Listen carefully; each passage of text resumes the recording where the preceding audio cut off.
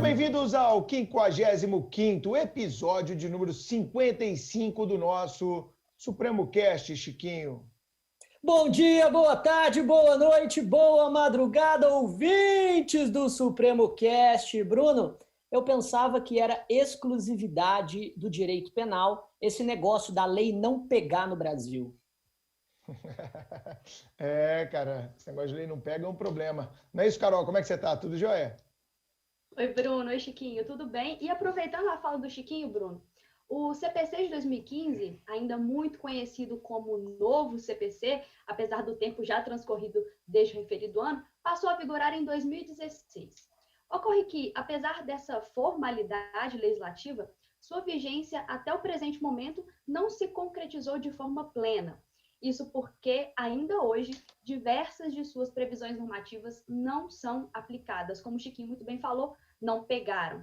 São mal compreendidas e, muitas vezes, ignoradas, obstaculizando a adequada prestação jurisdicional. Mas por que isso acontece? Quem é o culpado pela não aplicação adequada do CPC de 2015? Os advogados? Os tribunais? O STJ? Ou é o judiciário que não oferece a estrutura adequada para a sua efetivação?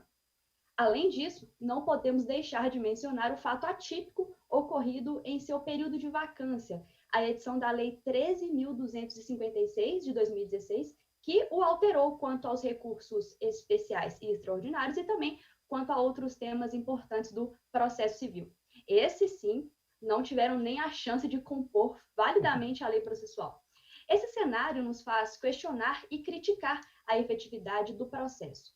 E para tratar desse CPC que ainda não entrou em vigência, convidamos uma grande referência no direito processual para nos explicar esse contexto polêmico e complexo do sistema processual. E eu te devolvo a palavra, Bruno, para que você apresente esse convidado para a gente. Ele é um grande amigo. Para quem não sabe, ele ajudou a fundar o Supremo. É isso mesmo, Chico. Ele é um dos fundadores do Supremo. Ele é um dos caras mais humanos e bacanas que eu conheço nesse meio, um cara extremamente extrovertido, torcedor da Portuguesa de Desportos, o meu grande amigo Daniel Amorim Assunção Neves, o Portuga. Como é que você tá, meu querido? Tudo bem, cara? Grande, Bruninho. Tamo junto, meu amigo. Pô, você foi falando aí, o pessoal tava em dúvida, né? Afinal, fomos vários fundadores do Supremo. Mas a hora que você falou do time, aí o pessoal já falou, só pode ser aquele lá, aquele cabeludo lá, aquele que parece um urso hibernando, aquela desgraça em forma de pessoa. É aquele mesmo. O Daniel dos vários sobrenomes, né? Pô, no Rio o pessoal me conhece por Daniel Assunção, São Paulo é o Daniel Neves, aí tem o pessoal que me chama de Daniel Amorim. Então, às vezes, o cara tá falando de mim e nem sabe que sou eu, mas estamos aí, estamos juntos. É um prazer, né? Há o ditado, né, que diz que o bom filho a casa torna, né? Eu não sei se eu sou um bom filho, mas eu estou muito feliz agora com esse retorno aí ao Supremo. Estamos com uma pós-graduação de processo civil, lançando agora, que está show de bola, uma formatação aí que a galera aí, o Supremo... o time do Supremo acabou proporcionando uma estrutura bem diferente, né? Em termos de pós, com aulas temáticas e aquelas aulas mais tradicionais. Eu acho que é um projeto vencedor, nasceu vencedor e eu estou feliz pra caramba aí de ser o coordenador e tá voltando aí, né, com grandes amigos, né? Pô, você, Fred, Carlinhos, Chiquinho, pô, a galera, o César, né, o Tavolieri, pô, o pessoal nota 10. E, velho, na boa, cara, trabalhar com amigo é outra conversa, viu, meu? Porque é isso aí, é o zagueiro. Você não sabe, Chiquinho? Chiquinho, mas o Daniel é meu zagueiro. A gente tem uma pelada todo ano no Rio de Janeiro. Eu e ele somos invictos, nunca perdemos jogando no mesmo time. Essa é a verdade. Nunca perdemos. Contra quem a gente joga contra vários adversários. Chico, não vem desqualificar o adversário, não. Tá? Daniel, que é maratonista, fica ali na zaga, né? Fazendo um papel meio Toninho Cerezo, Luizinho, Wilson Piazza, né? Odivan, às vezes, né? Ou seja, é um zagueiro polivalente e nunca perdemos junto, né, Dani? Isso é uma verdade incontestável. E eu estou muito, muito, muito feliz mesmo, cara, de você estar de volta ao Supremo com essa pós que reúne, ô Chico, Carol, você que gosta de processo civil, nomes absolutamente fantásticos. Dá uma palhinha de quem você convidou para essa pós aí, cara. Cara, a aposta firme, né? Foi nessa geração média, vamos chamar assim, né? A gente tem alguns valores da nova geração, mas a gente apostou muito na geração média, que está hoje brilhando demais, né? Então, pô, a gente vai trazer Fred Didier Júnior, Antônio do Passos Cabral, o Leonardo Cunha, lá de Recife, Eduardo Talamini, do Paraná, Cássio Scarpinella Bueno, Heitor Sica, e tem a mulherada, Bruno, uma mulherada que vem forte demais aí, Flávia Rio, a Sabrina Dourado está com a gente, temos a Sofia Temer, que vai participar. Nossa senhora, a coisa tá boa, tá boa. Uma galera. Uma galera. Nem sei, tanta gente que agora sempre pegou de surpresa. Eu não estava no script, pô, aí você me derrubou agora, mas tem gente pra caramba. Mas é muito legal, cara. É muito legal. Você falou uma coisa que eu concordo 100%. Trabalhar com amigos é sempre melhor, é sempre mais gostoso, gera propósito, gera engajamento. E essa sempre foi, né, cara, a cara do Supremo. O Chico sabe disso, a Carol tá provando disso nos 2 últimos anos. E é muito legal ter pessoas como você de volta ao time Supremo, né, Chico? Exatamente. Eu quero aqui deixar registrado que o Daniel me apresentou uma das iguarias que é a minha comida favorita hoje, filhote, lá em Belém do Pará. O Daniel é uma daquelas pessoas que sentam em um restaurante, em uma mesa de bar, e você conversa com ele por 3 horas e ri em cada minuto, em cada segundo. Gente boníssima e realmente muito bom trabalhar com o amigo, Daniel. É um prazer enorme ter você aqui. Isso, Dani. Prazer é Famoso meu. Portuga. A gente tem um grupo de WhatsApp, sabe, Carol, que tem só a resenha ali, só a panelinha dos professores, né, Dani? Dani, o apelido dele lá é o Portuga, por isso que eu chamei ele assim, né? Tem passaporte português, torcedor da Portuguesa e etc. E é um grandioso amigo, além de ser, na minha opinião, um dos maiores talentos que eu já vi em sala de aula, lecionando o processo civil, daqueles caras que deveriam lecionar mais de uma matéria, porque brilha, né? Ele perpassa todo o processo civil assim, numa naturalidade e com esse humor ácido aí que o Chico destacou, né? Aquele humor refinado, típico de pessoa inteligente, que é o favorito, né? Com certeza. Fala, Carol. E eu também quero registrar, aproveitando aqui esse momento inicial, que o Daniel Neves é um professor referência nos meus estudos, porque eu gosto muito do processo civil, é a minha área de pesquisa, inclusive sou aluna da pós-graduação em processo civil.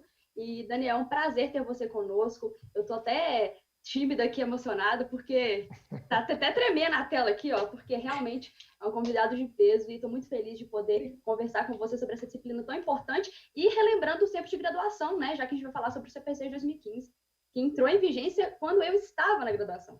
Fala, Chico.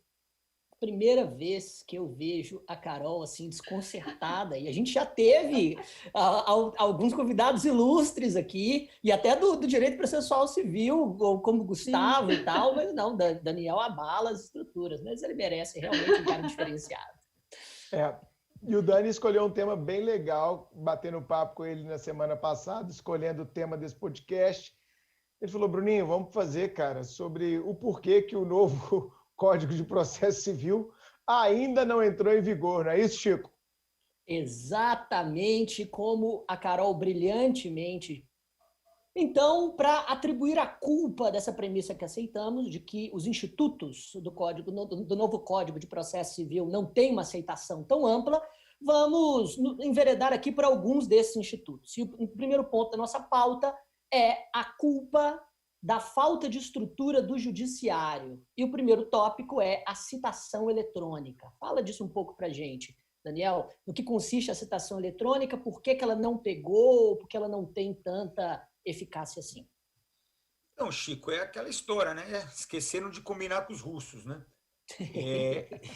Quando o Zampieri ele me apresentou aí, ele esqueceu de comentar um hobby que eu e ele temos em comum, que é o esqui. O esqui na neve, né? Meu Deus. E por que eu estou dizendo isso? Que isso tem a ver com o assunto, porra, o cara tá doidão. Não é isso, não. É que eu vou muito para o Chile esquiar, né? E indo para o Chile a gente passa por Santiago, aliás, gosto muito de Santiago. E sempre que eu estou em Santiago, eu dou um pulo ali na faculdade de Direito, tem uma livraria lá dentro. E aí eu vou comprar lá uns livros de processo civil chileno. Não que o processo civil chileno sirva para alguma coisa, mas é chique, né? É chique ter doutrina internacional. Pero no mucho, hablo, e pá. E aí, um belo dia, tô lá eu na biblioteca, minha esposa, ela tava batendo pé ali, porque é naquele bairro Bela Vista, né? Que é o bairro boêmio ali, né? De Santiago. Boêmio, tem as cachaças boas lá. Cachaça boa, é. E a minha esposa tava lá com meus meninos lá, andando lá, comprando, né? Gastando. E eu lá atrás do livro. E aí eu vi um livro lá, que é um livro assim, que estava escrito A Reforma do CPC chileno e tal. Eu falei, legal, cheio de artigos o livro, né? Eu falei, eu falei pro cara que tá vendendo, eu falei, rapaz, nós estamos com um CPC novo lá também, lá no Brasil, engatilhado, e eu nem sabia que vocês iam fazer uma reforma tão grande aqui. Ele falou, não, mas a reforma, ela tá pronta, mas não entrou em vigência ainda. O que vocês estão esperando o quê? Eu não sei direito e tal, você não quer perguntar para aquele senhor ali? Aí tinha um senhorzinho lendo uns livros numa mesa lá, e o cara era professor catedrático de processo civil, sei lá. E aí eu fui bater um papo com o cara, né? Aproveitei. E ele comentou comigo e falou assim, não, o que acontece é o seguinte, os caras fizeram, o Ministério da Economia e do Planejamento, sei lá, eles fizeram uma análise para ver qual que é o custo da implementação dessas novidades. Quanto que o judiciário vai ter que bancar para que essas novidades elas sejam implementadas. E não há o dinheiro. Então, o que a gente está fazendo é um planejamento orçamentário em coisa de 2, 3 anos para criar as condições econômicas para colocar em vigência o código, né? Eu estou falando do Chile, velho. Não estou falando da Suécia. Não estou falando da Groenlândia. Estou falando do Chile.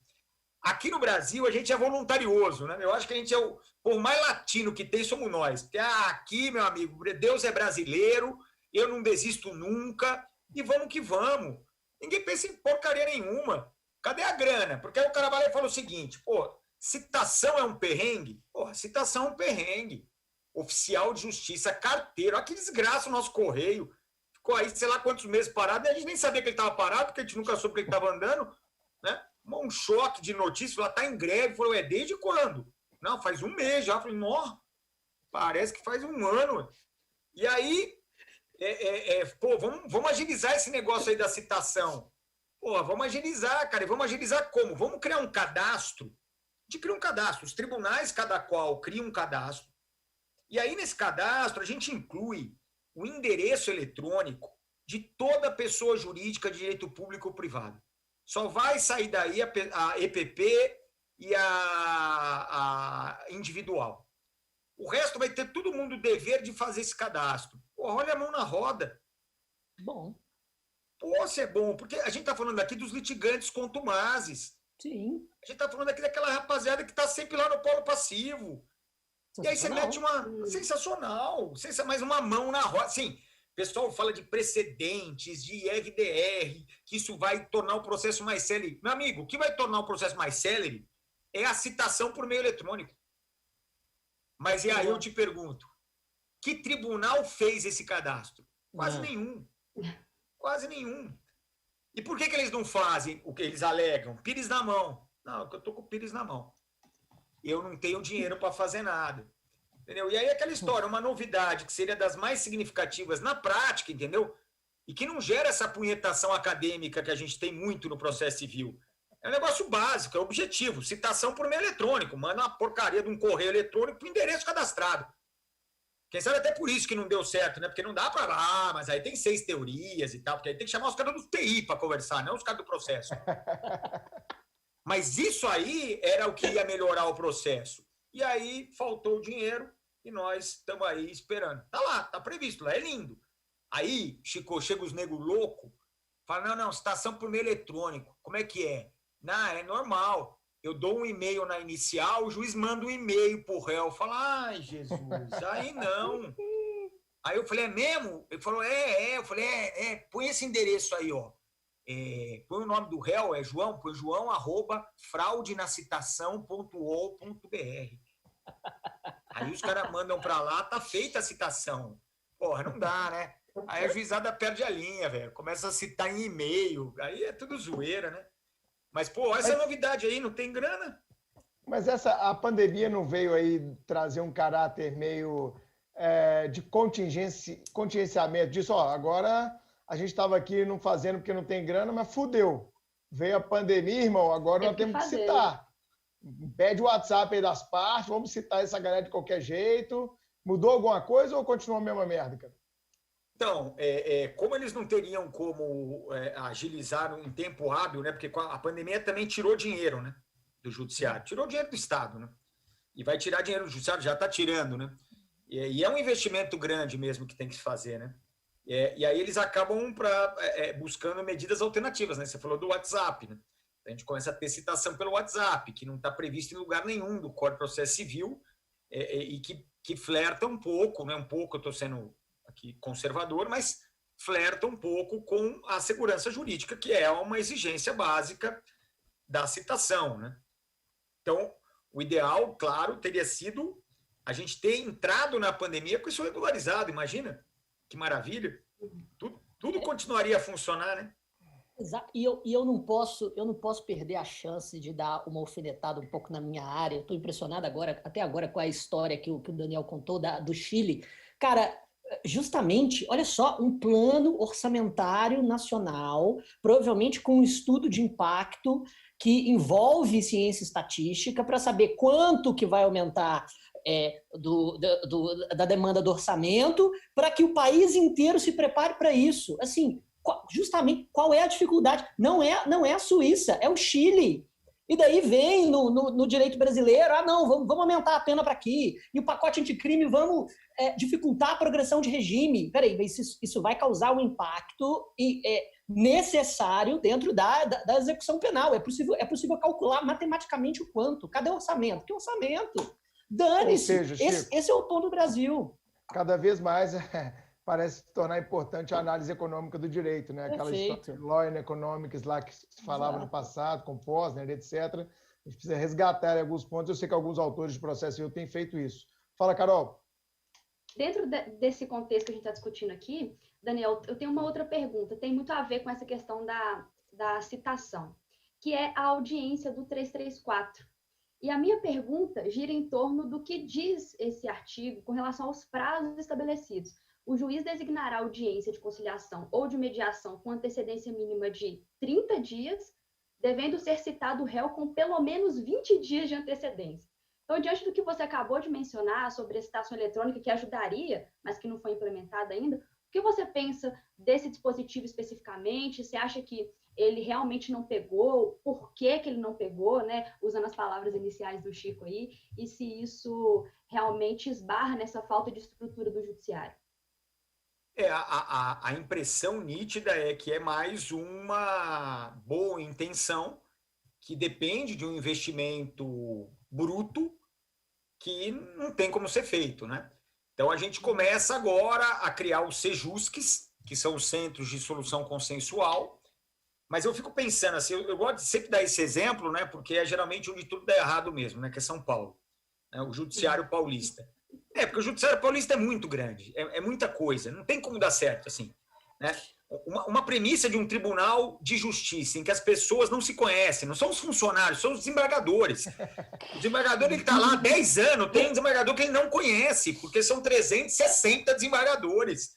Entendeu? Sabe aquela briga de banheiro, o cara mija no pé do outro, cara, eu sou desembargador, pô, eu também, pô, prazer, cara, desculpa, não, foi mal e tal. O cara nem se conhece, velho, pelo amor de Deus. Sensacional. Como é que vai dar certo um trem desse aí? Não tem como, não tem como. E aí, aqui em São Paulo, eu fico pensando, cara, em São Paulo, nós temos 45 varas cíveis comuns, só comum. O foro central. Aí tem mais 16 foros regionais. Deve ter umas 150 varas cíveis, só vara comum, eu estou dizendo. Estou tirando as varas especializadas. Imagina o volume de demandas que a comarca de São Paulo gera para o Sejusc de São Paulo. O Sejusc de São Paulo, ele teria que ser um mundo para dar conta em tempo razoável dessas audiências. E aí o que você vai encontrar hoje? Uma quantidade razoável de juízes que criam um modelo decisório no sentido de atendimento ao princípio da duração razoável do processo. Eu não tenho como mandar isso para o Sejusc, porque vai demorar muito, isso vai atrasar muito. Então, eu simplesmente não vou marcar a audiência. E a gente chama isso de despacho retrô, né? Porque ele manda citar o réu para contestar em 15 dias, que era o procedimento do código anterior. Uhum. um pronunciamento retrô. Você se sente lá no passado, tal, Cobra Kai. É um museu de grandes novidades. Né? Cobra Kai. É isso. A Carol não é da época do Cobra Kai, pô. Carol nem entendeu nada. Cobra Carol Kai, Karate Kid, que porra é essa, né, Carol? O que está acontecendo? Karate Kid, Carol, isso que é old school. Eu vou ter que fechar meu Eu já fui no Cazuza ali, né? O Museu de Grandes Novidades. Isso também. Ô, Dani, mas vamos lá. E você acha que tudo bem, essa primeira parte nossa aqui foi uma parte mais focada no próprio judiciário em si, né? Mas indo para vamos falar agora dos nossos colegas, né? Os seus colegas do Chico e da Carol e os advogados. Os advogados, os caras, vamos lá, vamos falar a verdade agora. Eles estudaram mesmo o CPC, assim? Ou eu vejo aquela galera que ainda continua aplicando o CPC passado, não por maldade, cara, mas às vezes por falta mesmo de conhecimento, assim. Por exemplo, a tutela antecipada, ela tinha já um procedimento muito próprio e tal, que já era de conhecimento, desde lá de 94, né, quando veio a tutela antecipada, naquela primeira mini-reforma lá, de 94, eu entrei na faculdade logo depois disso. E vieram também, né, cara, outras novidades no âmbito da tutela antecipada, como a tutela antecipada antecedente. Como é que você vê, primeiro, os advogados perante o novo CPC e, especificamente, para a gente apontar um ponto mais técnico, a questão da tutela antecipada? Eu acho que aconteceu um fenômeno interessante com o CPC 2015, isso gerado para todos os operadores do direito. Né? Então, eu lembro, por exemplo, do Código Civil. E lembro, principalmente, da repercussão que o Código Civil gerou durante anos, 3, 4 anos, de congresso, de palestra. Jornadas e jornadas. Jornadas. E a galera nadando no dinheiro de vender livro. Porque vender livro, é livro, é livro, é livro. Aí eu falei, bom, agora chegou a minha vez, né, amigo? Todo mundo, né? Todo mundo tem a sua chance na terra, né? Ô, Daniel, você é a favor do novo CPC? Eu falei, eu quero nem saber, velho. Escreveram lá, eu vou escrever meus livros, pô. Se eu sou a favor ou não do novo CPC. Mesma coisa de você é a favor ou contra a morte? Fala, vai pro inferno, velho. A morte tá aí, eu sou a favor ou contra. O que muda eu ser a favor ou contra? Né? Então, eu não sou nem a favor nem contra. Eu tô lá e falei, agora eu vou ganhar uma grana. E aí, o que aconteceu? Um ano, acabou. Acabou, tudo voltou ao normal, como se nada tivesse acontecido. E o que aconteceu, na verdade? Uma percepção, no início, de que ia mudar tudo. Aí a galera pirou. Agora ferrou, eu tenho que ver, eu tenho que aprender. Aí o pessoal começou a perceber que tinha muita coisa que não mudava. E aí veio a contrapartida. O pessoal começou a dizer, não mudou nada.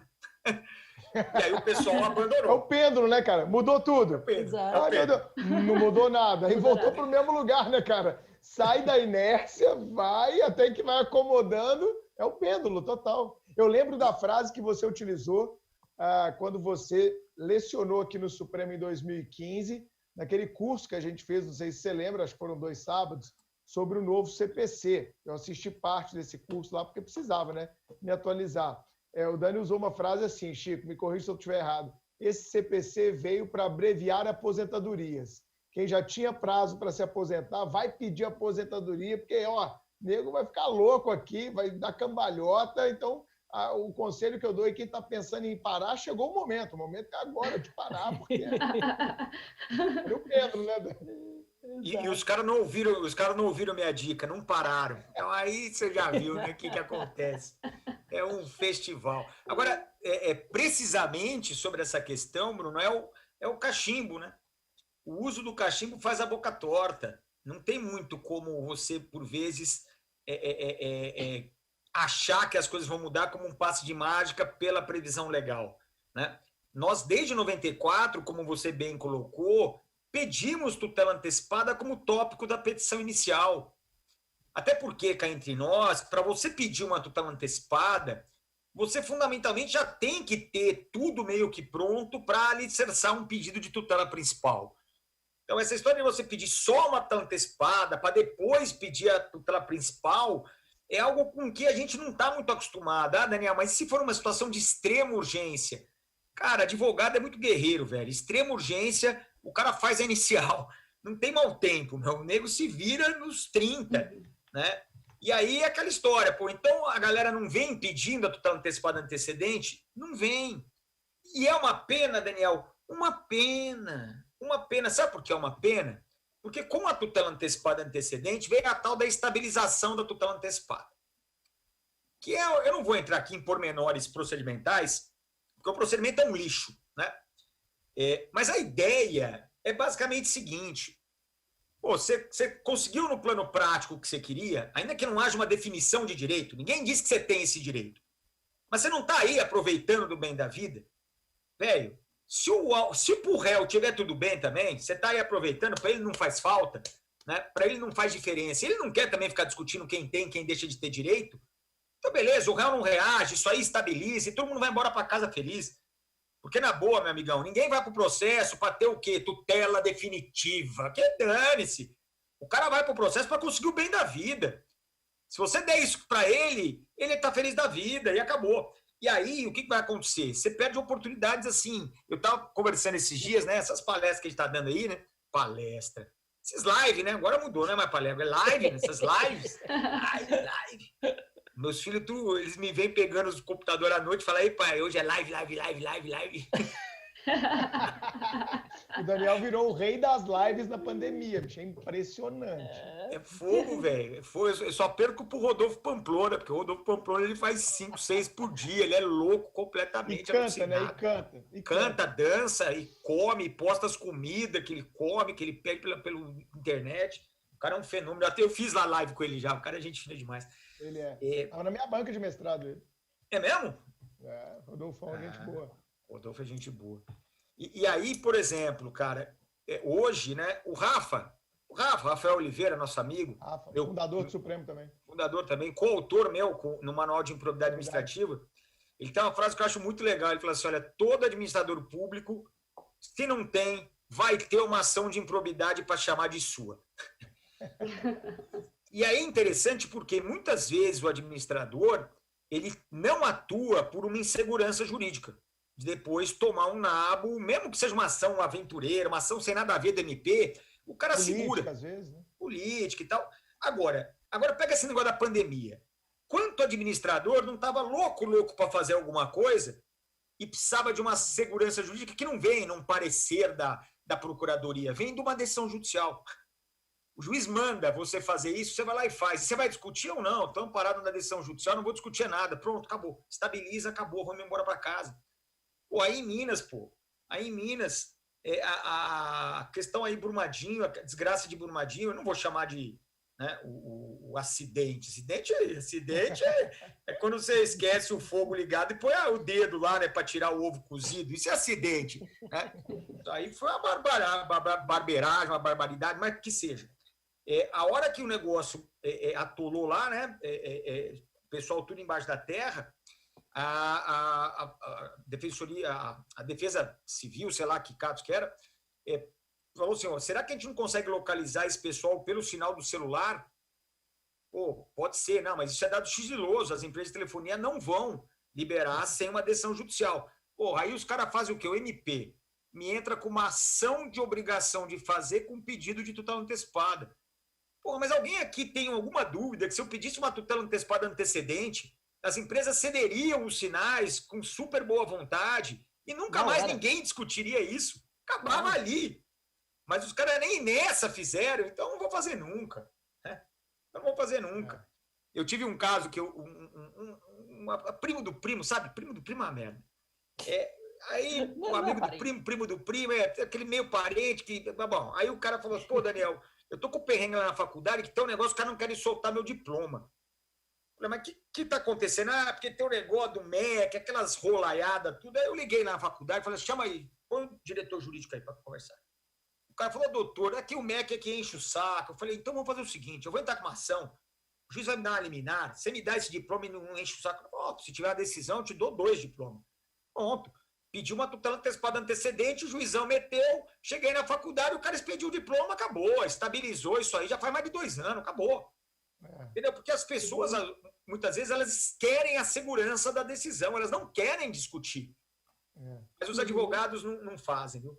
Não fazem, é super raro. E você falando isso, né, cara, essa pode ser, inclusive, uma das causas de sobrecarga do judiciário, né? A gente tem uma cultura de burocratização das coisas que, por medo, as pessoas jogam tudo mesmo para que tenha uma decisão judicial, porque aí o argumento, como você falou, está pronto, né? Mas por que você fez isso? Ué, decisão judicial não se discute, se cumpre. Veio aqui, eu cumpri. Aí ninguém vai para a segunda pergunta, tá, mas se você achou que não podia, por que você não contestou? Por que você não foi até o final para ver se você estava com a razão ou não? Ah, cara, porra. Né? Então vira uma coisa para inglês ver mesmo, né, bicho? O judiciário sendo utilizado só para uma pseudo-segurança jurídica que numa interpretação ou num parecer mais bem fundamentado já se poderia ter. Carol. Daniel, aproveitando essa discussão em que você citou aí da tutela antecipada e da estabilização, eu quero te fazer uma pergunta, porque o STJ decidiu que qualquer manifestação da parte contrária, e não apenas o agravo de instrumento, é capaz de afastar essa estabilização, mas pelo CPC, essa estabilização seria afastada pelo agravo de instrumento. O que você pensa disso? O que você tem para falar para a gente sobre esse entendimento do STJ? Salvo engano, foi a terceira turma que decidiu nesse sentido. Olha, Carol, eu vou te dizer, viu? A gente já tem uma... não, a Carol agora partiu meu coração. Tão nova e partiu meu coração. Por quê? Como assim? Ah, você vai ver agora, Chiquinho. Você vai ver que desgraça. Vou te falar. Boiei agora. Vou te falar, agora eu vou te falar. Bom, primeiro, né, na verdade, a gente já tem uma divergência instaurada no STJ, porque a primeira turma diz que só pode ser agravo, na interpretação literal do dispositivo, mas foi 3-2, foi aquele arranca-rabo bonito, né? De maneira que a expectativa é de que, se isso chegar à Corte Especial para pacificação, vai pacificar que qualquer reação é admitida. E por que você me colocou aqui numa situação delicada? Porque eu, inclusive, lá no meu manual e tal, defendo que a interpretação mais ampla ela é mais adequada, inclusive por conta de economia processual macroscópica, né?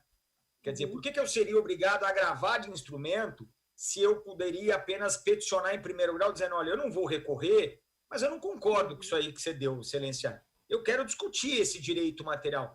É uma saída muito mais racional. Eu tenho aqui uma meia dúzia de princípios que eu posso jogar para dourar a pílula da minha conclusão. Mas, ao mesmo tempo, eu fico com o coração dividido. Por quê? Por quê?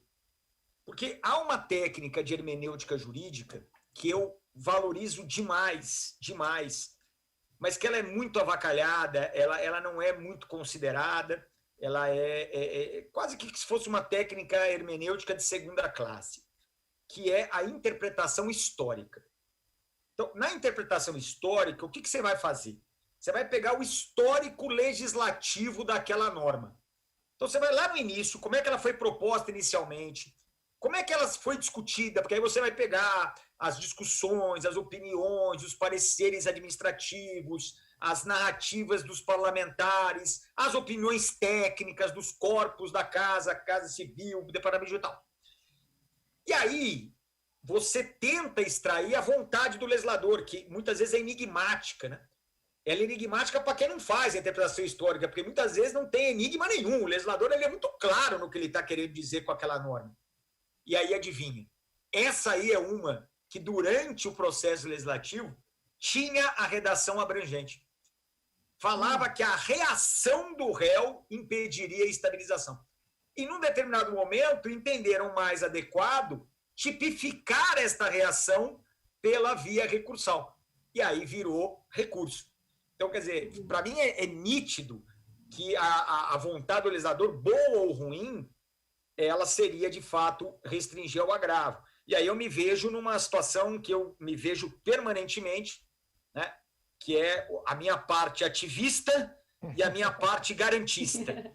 E aí é como o demônio e o anjinho, sabe, do desenho, que fica um de cada lado, vai lá, faz, vai ativista. E o outro, vamos garantir isso aí. E aí, para mim, é um tormento mental contínuo, né? Por isso que eu disse que você tocou num ponto delicado aí, porque eu ultimamente eu acho que eu já fui mais ativista, viu?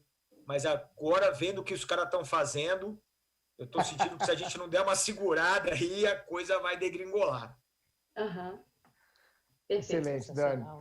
Cara, Dani, além disso, outra coisa que chama a atenção da gente aqui, quando a gente foi rascunhar essa pauta, é uma questão que me toca, eu até falo um pouco disso nas aulas, que eu acho uma baita de uma saída para muitos litígios, que é a ideia do negócio jurídico processual. Acho que não lembro se é 191 do CPC, do novo CPC, uma coisa assim. A ideia do negócio jurídico processual que foi trazido, que é aquela possibilidade das partes negociarem a respeito do procedimento que vai reger aquela relação jurídica processual que elas estão iniciando. Você tem visto isto florescer ou você acha que isso vai ficar lá mortinho dentro do novo CPC? Você tem visto isso na prática da sua advocacia? Em que pé está o negócio jurídico processual, que foi uma das boas novidades, a meu ver, quando, pelo menos comigo, do meu aspecto civilista, né? Eu gostei dessa novidade, era um ponto em comum ali, interdisciplinar, do processo e do direito material. O que você tem visto disso? Eu vou ser sincero, assim, bom, primeiro a gente tem que fazer um corte, né? Porque nos conflitos de massa, a partir do momento que há aquela previsão da vulnerabilidade, é uma previsão muito aberta, acabou.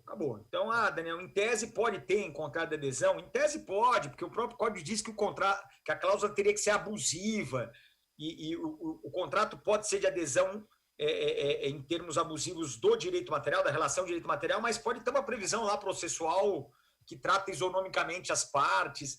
Mas, na boa, assim, o fornecedor não vai correr esse risco para ficar discutindo incidentalmente a cláusula. Então, a galera meio que falou, olha, em tese seria, mas ficou muito aberto esse negócio aí de, primeiro, cláusula abusiva, vai saber o que o juiz vai achar que é abusiva, pelo simples fato de estar no contrato de adesão, ele já vai falar que é abusiva, e depois a vulnerabilidade, né? Aí veio a vulnerabilidade, aí arrebentou com tudo. Então, já é boutique. Já é um instituto boutique. Não é um instituto que você vai ter numa advocacia massificada.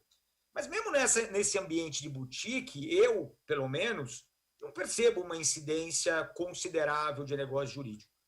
Eu sei que tem um pessoal, né? Eu vou fazer as lives, né? Eu falo acho que os advogados chiques, né? Mas bem mais chiques que eu. Aí que eu vejo que eu sou pobre mesmo, né? Aí que eu vejo que eu sou advogado de segunda categoria, porque o pessoal fala, não, aqui bomba, pô, aqui eu faço vários. Falei, caramba, rapaz, para quem esse cara advoga? Que coisa chique demais. Porque por essas bandas aqui, ó, aí eu vou conversar com meus amigos juízes, né? Falei, aí, vocês veem demais? Falei, eu nunca vi nenhum. Eu falei, graças a Deus, né? Que o pessoal, fala aí como se fosse a coisa mais normal, que nem trocar de roupa de manhã, né? Não, hoje você fez uma, hoje eu fiz 3. Rapaz. Quase uma foto de Instagram, né? Chico, é igual colaboração premiada, Daniel, na polícia, né? A galera que estuda para concurso de delegado acha que todo dia hoje eu acordei às 8, fiz 2 colaboração premiada, bicho, aí depois eu fui despachar o resto dos inquéritos, né? Você vai fazer, irmão, 2 no ano e olha lá, né, cara? Por aqui o negócio de processual não passou, não, viu? Mas, sei lá, de repente o pessoal aí no outro nível de advocacia tem mais familiaridade com a matéria, né? Porque você colocou muito bem, cara, porque acaba ficando, você chamou de boutique, mas fica apenas para aqueles contratos paritários, né, cara, que são contratos entre 2 grandes empresas, né, um contrato entre pessoas que estão muito preocupadas daquele procedimento, não atendê-las. Então, são realmente negócios absolutamente dentro de um percentual de contratos que nós vamos ter dentro da sociedade, vírgula, né, cara? É mínimo do mínimo. E cá entre nós, né, Bruno? Aqueles contratos que são o auge, o topo, aí é tudo arbitragem, porque aí o desgosto das partes não é com o procedimento, o desgosto da parte é com o judiciário. Né? Exatamente. Então, o negócio de processual, que o professor Gajardoni chama de arbitragem de pobre, ele fala isso, arbitragem de pobre. O cara não tem dinheiro para pagar arbitragem, ele faz. Sensacional a expressão. Vou roubar do Gajardoni. E aí é duro. E aí fica para esse meio, né? Porque a massa não vai e o filézão não vai, né? Então seria uma margem muito restrita de relações contratuais em que a gente poderia ter um negócio jurídico, né? Eu fiz uma live com o Haroldo Lourenço, vai estar com a gente também na pós. Deu aula pra gente lá no fórum muito tempo lá. Muito tempo. Na pós, aliás, ele vai ter um módulo de ações locatícias, porque ele atua demais nessa área. E a gente fez uma live de negócios jurídicos nas relações locatícias, que foi muito interessante. Porque ele falava, Daniel, eu faço, cara, por quê? Porque eu negocio condições materiais com questão processual, entendeu? O cara vai lá e fala, olha, o aluguel é tanto. Fala, tem como dar um desconto no aluguel? Olha, eu só te dou um desconto no aluguel se eu for isento de prestar caução para o despejo liminar. Perfeito. Entendeu? Então você faz um bem bolado entre direito material e direito processual. Perfeito. E aí eu diminuo a multa e aí eu não tenho direito de retenção pelas benfeitorias realizadas de boa-fé e etc. Boa, é isso aí. Aí eu acho que tem um campo, entendeu? E aí é o que eu falei para o Haroldo, né? Eu falei, pô, e aí o advogado, ele tem que ser um advogado híbrido, né, cara? Porque o cara tem que saber o direito material e saber o direito processual. Porque só assim ele vai conseguir dar a melhor solução para o cliente dele. Com certeza. Legal. Chico? E ainda explorando a culpa nas práticas advocatícias, o que você tem a nos dizer sobre as medidas executivas atípicas? Explica um pouco o que são, para quem não entende de processo civil como eu, e qual é o problema dessas medidas? Nós temos no sistema formas de satisfazer um direito previstos em lei. Perfeito. Então, eu não quero pagar. Você não quer pagar? Então, eu vou pegar um bem do seu patrimônio, vou avaliar ele, vou alienar ele e vou dar o dinheiro para o credor. Nossa. E aí, meu amigão, você querendo ou não pagar, o dinheiro vai entrar no bolso do credor e segue o jogo, né? Só que o que a gente acompanha? A gente acompanha situações de blindagem patrimonial nas quais essa forma de execução não funciona. Não funciona. O sujeito blindou o patrimônio, a gente pode usar aqui o exemplo, o bruxo, né? O bruxo, Ronaldinho Gaúcho, bruxo.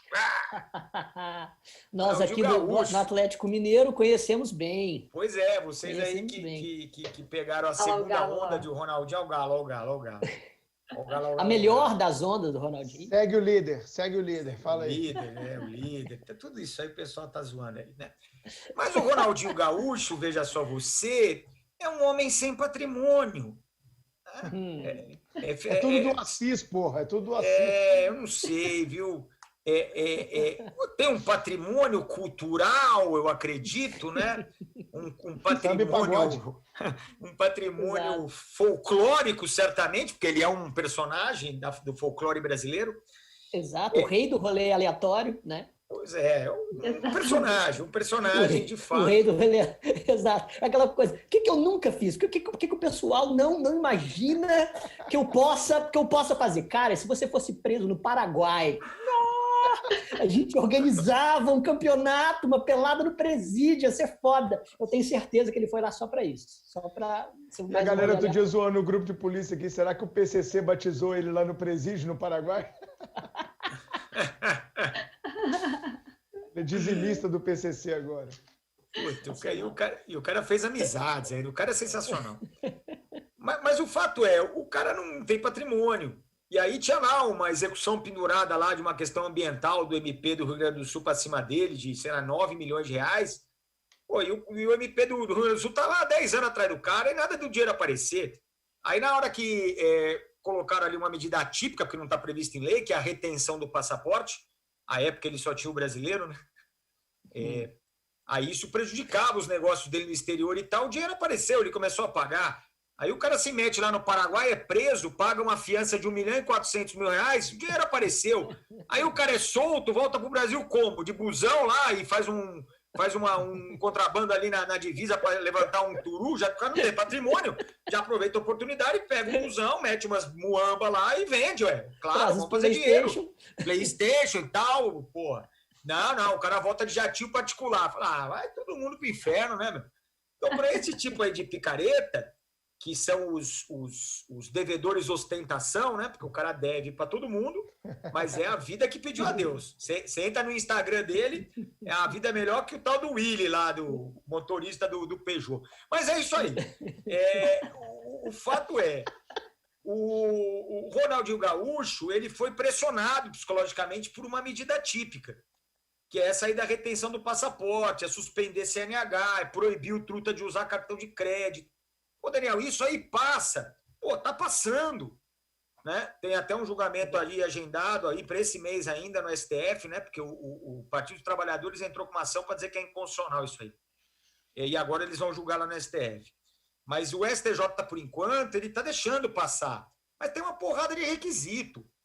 E os advogados, o que eles estão fazendo? Estão tudo queimando a largada. Porque os caras vêm só a notícia, ó, pode suspender CNH, pode reter passaporte. E começa a pedir a torta e a direita. Bota no modelo de petição e é isso. Pois é, e aí avacalha o instituto. Porque aí na hora que você... Sabe a história da criança que fingia se afogar? E aí todo dia ela se fingia afogar, o salva-vida ia lá, até que um dia o salva-vida falou, meu, puta fingido, deixa lá, o cara morreu. Pois é o que vai acontecer aqui, né? Porque o pessoal não sabe trabalhar o instituto e vão acabar matando o instituto. Né? É uma medida subsidiária, tem que ser devidamente fundamentada, você tem que provar que o sujeito tem condições de pagar, ou seja, você tem que provar, pelo menos, indícios de blindagem patrimonial. Né? Quer dizer, tem uma série de circunstâncias que você tem que trabalhar no caso concreto e os advogados não estão nem aí. Já chega na inicial pedindo retenção do passaporte. Né? Aí não tem mesmo como dar certo. Perfeito. Carol? E isso aí a gente até entra no que o Bruno falou há um tempinho atrás. Será que o pessoal está estudando mesmo o CPC? Será que eles estão entendendo como é que funciona essas coisas? Enfim. E aí, já abordando um outro tema aqui, Daniel, um tema bem sensível, falando um pouquinho aí de uma certa culpa dos tribunais, digamos assim, que é sobre a fundamentação das decisões. Essa eu quero ouvir. Não, essa estou ansiosa para ouvir a opinião. Essa vira e mexe tem aqui no Supremo Cast, a gente debate essas fundamentações esdrúxulas aí. Exatamente. Porque a gente já falou isso várias vezes, Bruno, como o Bruno está dizendo, é um princípio que já vem da Constituição, desde a Emenda Constitucional 45, né, a chamada Emenda de Reforma do Judiciário.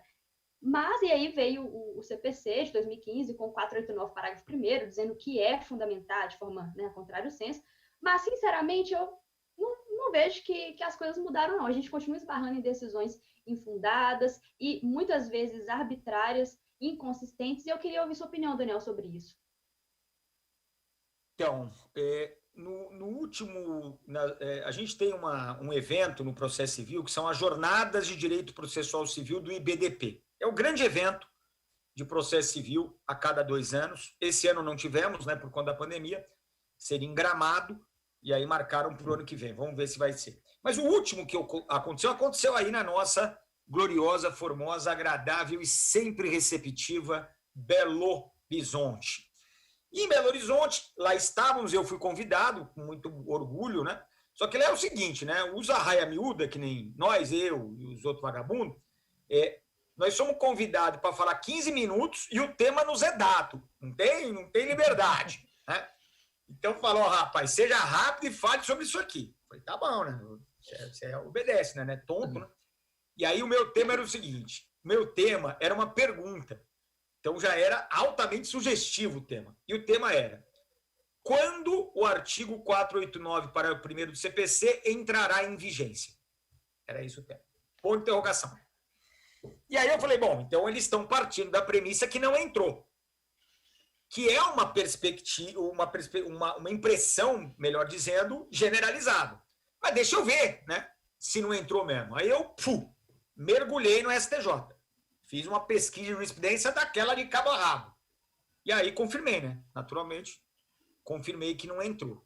E o principal problema, na verdade, o grande problema que nós temos é que nós detectamos o problema da pseudo-fundamentação. O famoso parece, mas não é. E o 489, parágrafo 1º, pelo menos até o inciso 4º, porque o inciso 5º e 6º já é para tratar da eficácia vinculante, distinguish, no overruling, que já são coisas novas, né, do Código de 2015. Então, esses 2 incisos aí vieram para acompanhar essa novidade. Agora, os 4 primeiros incisos, eles basicamente eles são feitos para evitar isso. Evitar essa pseudo-fundamentação. Imagina o inciso 3º. O inciso 3º eu acho divino. Porque ele falou, olha, não há fundamentação se os motivos da decisão se prestam para resolver qualquer tipo de questão ou pedido. Aí não é surreal, porque aí você vai falar, coitada, minha irmã, coitada, é uma vítima preferencial minha, porque a minha irmã, ela não é da área jurídica, né? E ela é pedagoga, né? Mas não nem exerce, mas cuida das filhas. Mora lá agora está morando em Portugal. E ela é minha vítima preferida, né? Porque eu pergunto para ela as coisas, porque o Dinamarca, ele me ensinou uma coisa lá atrás, falou assim, Daniel, não foi para mim, não foi uma lição pessoal, aqui eu também estou querendo pagar de bacana. Falou lá para turma. Né? Se o Daniel vem aqui, eu vou te dar um conselho, meu menino. Você é o meu menino! Não, isso nunca aconteceu. Isso nunca aconteceu, não. Mas ele de qualquer maneira, é verdade. Mas ele, de qualquer maneira, falou lá, o pessoal estava ouvindo, então eu ouvi, né? Então é nóis. Aí ele falou assim, porque quando tem uma coisa muito estranha na lei, eu converso com a minha sogra. Porque a minha sogra não é da área jurídica, e o pessoal que não é da área jurídica, eles conseguem perceber e acham mais estranho do que nós, porque nós estamos acostumados. A gente vai amolecendo, né? A gente vai acostumando com as barbaridades, e para nós parece, não, aqui dá para salvar, aqui dá para ir, tá? Mas você pega um leigo, ele fala, não, como assim? É brincadeira, né? É o sapo na água quente, né? É aquela coisa, você joga um sapo na água quente, ele pula, mas se você coloca o sapo e vai esquentando a água, ele cozinha. É a mesma lógica. Né? É isso, cara, é isso. E aí eu falo com a minha irmã, aí ela me perguntou, óbvio, né? Mas assim, como assim? São tantos pedidos diferentes, como é que você vai ter um jeito só de dizer não ou sim? E aí vem aquelas decisões modelos, padrão, muito utilizadas em tutela provisória, em que, num primeiro momento, você até se assusta, porque parece que é uma boa decisão, né? Porque a hora que você recebe, tem 6 laudas. Fala, aqui vai sobrar fundamento. E aí é assim, a tutela antecipada se presta. Tem 2 fundamentos. Para a Dinamarca, a probabilidade do direito se analisa de tal forma. E o STJ já decidiu assim, aí põe a decisão. Presente, a probabilidade concede-se a tutela. Já o periculum in mora, segundo Nelson Neri, aí vai lá aquele... o cara usa isso, aí no final, diante do exposto, defiro ou indefiro. Meu amigo, o cara usa isso para liberar medicamento, até a última linha você não sabe. E aí, cara, vai deferir ou não vai? Porque tá tudo igual, cara. Exatamente. Só muda o negrito lá, indefiro ou defiro, porra. Você não consegue ir identificando na decisão se o cara vai liberar. Meu Deus, e quanto é parecido, porque no direito penal é a mesma coisa. O STF cria lá os vetores para aplicação do princípio da insignificância. Aí você tem aqueles vetores bonitos, mínima ofensividade da conduta, nenhuma periculosidade social da ação, reduzido grau de reprovabilidade do comportamento, inexpressividade da lesão jurídica. Você vai ler e vai realmente observar esses requisitos, eles dizem a mesma coisa com palavras diferentes. E servem para quê? Para você fazer um Ctrl+C, Ctrl+V na decisão e dizer, olha, o princípio da insignificância segue esses vetores ou requisitos. Logo, a conduta não foi insignificante. E pronto. E daí acabou. E daí o estagiário do juiz pode fazer um Ctrl+C, Ctrl+V na decisão e justificar os decisionismos de sempre, né? Aquelas decisões que ele já tem a priori, lendo superficialmente a causa e depois vai buscar uma fundamentação supostamente bem feita. Ô Chico, é assim, ó, o estagiário leva o processo na sala do juiz, todo mundo já foi estagiário. Doutor, esse aqui, ó, é aquele caso assim, assim, assado. Vamos deferir, isso aí é justo deferir. Tá aí a fundamentação. Pega daquela outra que a gente fez e no final você defere, porra. É isso. Não, isso quando estagiário, você está sendo muito otimista. Isso quando o estagiário vai... Estagiário diligente, pô. Vai conferir com o juiz. Porque se o estagiário já ouve o Supremo Cast, pô. Exatamente. Porque se o estagiário ele já for da confiança do juiz, é assim, ó, tá aqui a carga do dia, doutor. E o juiz pega e assina isso. Esse é bom. Volta, Dani, fala. Não mudou nada, né? Assim, em tese, essa decisão é nula, mas ela é nula para ninguém, né? Porque todo mundo faz, todo mundo vai, todo mundo reclama e a coisa não vira, né? Até por uma questão corporativista, né? Não vai virar, porque fundamentada a trabalho. É simples assim.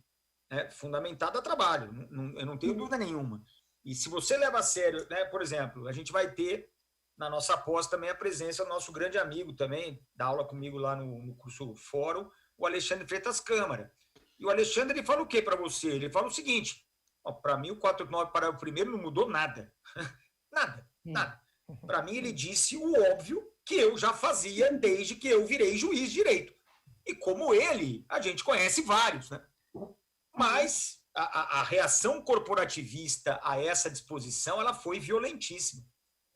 E mais, ação, né? Proposta, não teve, Dani? A ação proposta pela AMB, não foi uma coisa assim? Tem de tudo. Mas aí, assim, aqui eu vou chegar no ponto, acho que, eu não sei se vai ser o ponto maior de desânimo, né, do podcast, porque pode ser que tenha coisa pior para vir pela frente, mas é um ponto de desânimo grande, porque é assim, inciso 4º, juiz, vem aqui, fala. Você vai ter que... Você quer que ela perca? Você quer que a parte perca? Você quer que o Daniel perca? Eu quero que ele perca. Tá bom, faz parte. Só que o Daniel, ele tem 4 argumentações para que você tutele ele. Você vai ter que bater as 4. Tá escrito isso? É isso. Então, ele falou, o juiz, eu mereço rescindir esse contrato porque teve dolo, erro e coação. Então, se você, excelência, quiser manter essa desgraça desse contrato, você vai ter que mostrar por que não houve o erro, por que não houve o dolo, por que não houve a equação. Separadamente. Aí a juizada veio e falou o seguinte, contrato válido. Por quê? Porque não houve nenhum vício de vontade. Pera, calma. Mas, excelência, e as minhas argumentações? Nenhuma é cabível. Não, mas eu já percebi. Me explica por que não. Porque não houve nenhum vício de vontade. Aí é tautologia, hein, excelência? Aí é um vício de tautologia, hein, excelência? Tautologia. Eu não sou obrigado a responder questionário formulado pelas partes.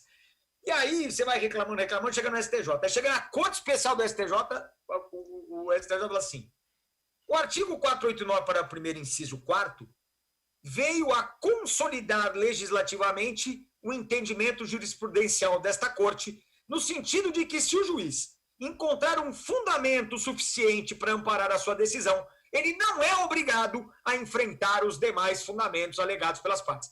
Porra! Mas exatamente o contrário que está na lei, exato, Jesus! Ele diz o contrário. Os caras fizeram a lei para contrariar essa desgraça de jurisprudência. Os caras têm a cara de pau de dizer, olha, o código consolidou o que a gente fazia. Aí você vai discutir como, entendeu? É que nem pegar a criança, né, que roubou o chocolate com a cara toda lambuzada e falar, você que comeu o chocolate? Não. O que é na sua cara aí? Mas você tá comendo chocolate ainda, tá na sua mão, comendo, não. Comendo. Isso aí lembra uma história, nós alugamos uma casa no Carnaval, lá em Laguna, velho, só bandido, época de moleque, né? Aí quebraram o ventilador de teto. Quebraram o ventilador de teto. Quebraram o ventilador. Aí o cara que tinha alugado a casa no nome dele, né? Que era o cara que tinha que coordenar tudo, falou: peraí, agora é demais e tal. Botou todo mundo numa linha reta para achar o culpado. Aí o cara vai passando, chega num amigo nosso, o cara tá com o fio enrolado no pescoço. Sabe aquele fio que você puxava enrolado no pescoço? Aí eu, foi você? Você sabe quem foi? Nem ideia. Que merda é essa no seu pescoço? Não sei de nada, não vou falar nada.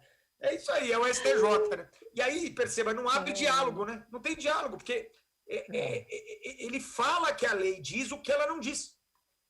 E aí é meio assim, sabe? Você fica sem reação. Fala, E o STJ, né? Em lei federal tem o direito a errar por último. Cara, eu acho que tá dando bem claramente para os nossos ouvintes perceberem o porquê do título desse episódio, né? Porque que o novo CPC ainda não entrou em vigor. Mas um ponto que chama atenção, Dani, é a questão da ordem cronológica dos processos. O que você tem a dizer para a gente sobre essa questão da ordem cronológica dos processos ali? É a famosa pilha no gabinete? Que porra é essa? Cara, era uma ideia, né? Está lá no artigo 12 do CPC, que eu vou ser sincero, eu conversei com muito amigo meu juiz, e apesar de ser toda medida, toda regra que toca em gestão processual dos cartórios, é algo muito caro ao magistrado. Porque o magistrado hoje, vamos ser sinceros, ele é mais um administrador do que um magistrado. Sim, sim. Então agora tem esse truta aí, né? Concordo. Que parece que vai para o STF aí, e aí a grande conquista do cara é que ele deu 600 decisões num dia. É tipo assim, né, cara? Tem que levar esse cara aí, ué. Tem que levar esse cara pra ONU. Dá um exemplo, STF. dá um exemplo. Porra. Né? Esse é um exemplo. Deve se juntar os Vingadores, né, praticamente. Porque, Esse homem é trabalho, o poder é esse. Deve ser a reencarnação aí jurídica de Muricy Ramalho, pô. Aqui é trabalho. Não é possível. Mas aí que tá. Então, o cara tá lá, chega numa vara, tem 10 mil processos, meia dúzia de funcionário, um não sabe fazer o óculos-copo, o outro tá em licença médica mês sim, mês também. Né? Tem 2 computadores, um pifou. Cara, o cara olha aquilo lá e fala assim, não, eu vou dar decisões rebuscadas, vou ser um jurista. Vai ser porcaria nenhuma, o cara vai virar um administrador, controlador de fluxo. Administrador do caos. Administrador do caos. E aí, quando tem uma regra que muda, que toca a gestão, venha ela da lei, venha ela do CNJ, quanto barulho que não faz as regulamentações do CNJ quando vão mexer em gestão processual, tem uma reação corporativista muito grande, né? Mas algum juiz com quem eu conversei falaram, Daniel, é bom, porque isso é uma garantia para o juiz. É uma garantia contra pressões. Sabe, aquele, não, julga lá o meu processo, aí vai o desembargador, liga, fala, não, o cara é meu amigo. Perceba, é aquela malandragem leve, entendeu? Não é que o cara vai ligar e falar, julga a favor do cara aí. Não, não tem como o senhor já julgar, para já dar o andamento, quer dizer... E aí, se você tem uma regra, dizendo, eu não posso, porque se eu fizer isso, vai ser nula a decisão. Pô, você se salvaguarda. E de advogado chato também, que vai toda hora lá te encher o saco, falar, doutor, não vai julgar o meu processo, pô, vou botar um bolo na próxima petição, hein? Tem que ser isso aí. Né? Não dá, né? Você pega um babaca desse aí, porra. Não tem condição, né? E o juiz fala, não posso, tem uma ordem, o teu processo tá na ordem. E aí tinha essa regra, mas como ela mexia na questão da gestão processual, na lei, né, que eu acho que é até pauta aí, né, a nossa gloriosa, o pessoal que gosta de Guerra nas Estrelas, essa lei foi chamada da Lei do Império Contra-Ataca. Né? 13256. A 13256, que foi durante a vacatio legis, ela mudou algumas cositas, né? E entre elas colocou lá no artigo 12 que a ordem tem que ser seguida preferencialmente. Acabou. Cheque em branco. Acabou, porque aí você combina o preferencialmente com aquela pseudo-fundamentação que todo mundo aceita, a juizada se viu livre e aí ninguém mais faz. Carta de alforria. Total, né? Assim, aquele incrível e fascinante mundo acadêmico, né? Porque eu coloquei no meu manual, né? Falei, olha, preferencialmente significa que a ordem deve ser cumprida e, quando não for, deve haver uma justificativa plausível exposta pelo magistrado. Mas para quê? Não tem nem justificativa, muito menos plausível, meu amigo. A galera vai do jeito que vai. E vamos que vamos. É isso aí. Carol? Daniel, um outro ponto bastante polêmico do CPC que dividiu muitas opiniões, ainda envolvendo o STJ, é a tese da taxatividade mitigada quanto às hipóteses do agravo de instrumento, lá do artigo 1015. Primeiro, o que é, né, esse agravo de instrumento? Porque tem muitos ouvintes que ainda estão ali no início da faculdade, começando a estudar direito, começando direito processual civil. Quais são essas hipóteses e o que quer dizer essa taxatividade mitigada? E, ao final, quero saber sua opinião com relação a essa tese fixada aí pelo Superior Tribunal de Justiça. O agravo de instrumento, ele é o recurso cabível de decisão interlocutória, né? Que hoje é uma decisão vitaminada, porque a decisão interlocutória hoje ela pode resolver uma questão meramente incidental, como, por exemplo, um pedido de provas, uma intervenção de terceiro. Ela pode ter uma natureza terminativa, então a exclusão de um litisconsorte do processo, e ela pode até julgar o mérito, né? No caso do artigo 356, o julgamento antecipado parcial do mérito. Então, hoje a gente tem uma interlocutória muito vitaminada em termos de conteúdo. E aí a ideia é de que você possa imediatamente reclamar para o tribunal por via do agravo de instrumento. Nós tínhamos no Código 73 uma recorribilidade praticamente plena. né, pelo agravo de instrumento. Então, toda interlocutória que você não gostasse, você tinha acesso imediato para o tribunal. E agora, no Código de 2015, criou-se um rol legal de interlocutórias recorríveis imediatamente, e aquelas interlocutórias que não são recorríveis imediatamente, elas passam a ser recorríveis só ao final do procedimento, em sede de apelação ou contra-razões, né? O que a gente chama de preclusão elástica, recorribilidade postergada ou diferida, aí cada um deu um nome aí para tentar se consagrar. Porque o pessoal gosta de dar nome para as coisas, né? Ah, essa expressão aqui é minha. Aí sim. É uma vaidade. Quem nunca, né? Quem nunca quis ter um instituto para chamar de seu, né? Jesus do céu. E nós vamos, vamos que vamos. E aí, o que aconteceu? Começou a gritaria, né? Vocês deixaram interlocutórias que teriam que ter sido incluídas no rol de fora. E são interlocutórias que, perceba, não adianta você deixar o recorrer depois. Porque se eu tiver que esperar para recorrer depois, vai ser tarde demais. Esse recurso que você está me disponibilizando, ele vai ser inútil. Porque mesmo que eu ganhe este recurso, eu já não consigo reverter de forma eficaz a minha sucumbência. Quem sabe o exemplo mais escandaloso que eu possa dar aqui é o exemplo do segredo de justiça.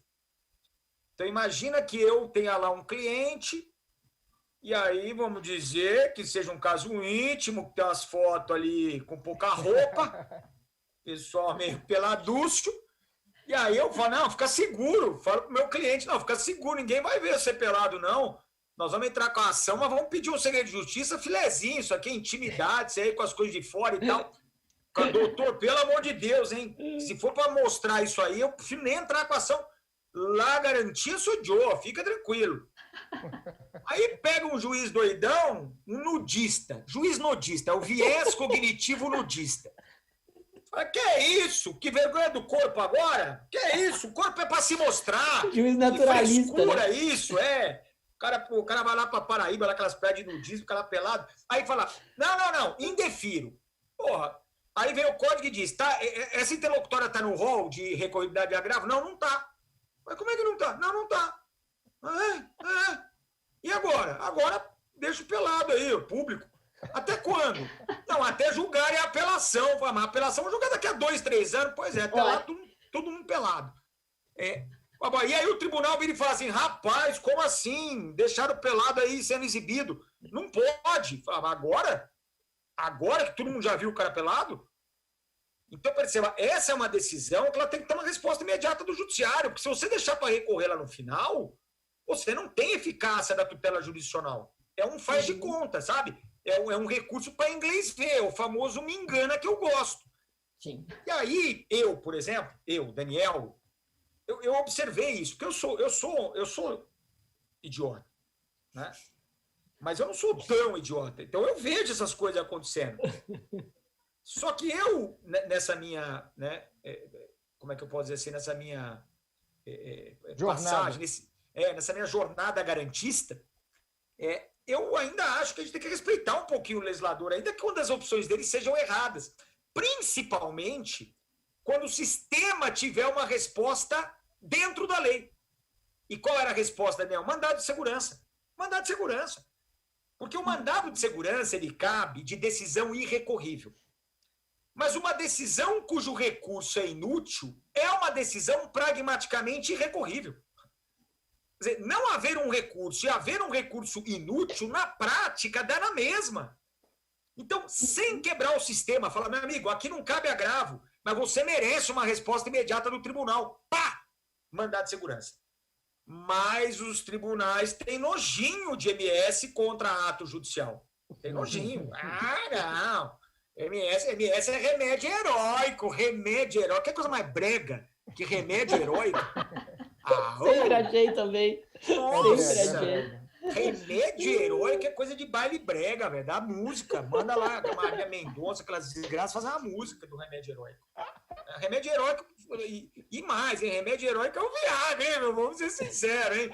Que porcaria de MS, nada. Não? Eu não tomo ainda. Usando muito, isso né, é que é Dani? heroísmo. Usando bastante, né, Dani? Não, eu não O tomo Dani ainda, tá chegando eu sou... na idade, Chico, não zoa não. O Dani tá chegando não, ainda nessa fase. ainda não, mas vou chegar, se Deus quiser, porque se eu chegar nessa fase, quer dizer que eu vivi bastante, ué. Exato. Amém, amém, Senhor. Amém, Claro. graças a Deus. E vivi Claro, bastante, Ai, ai.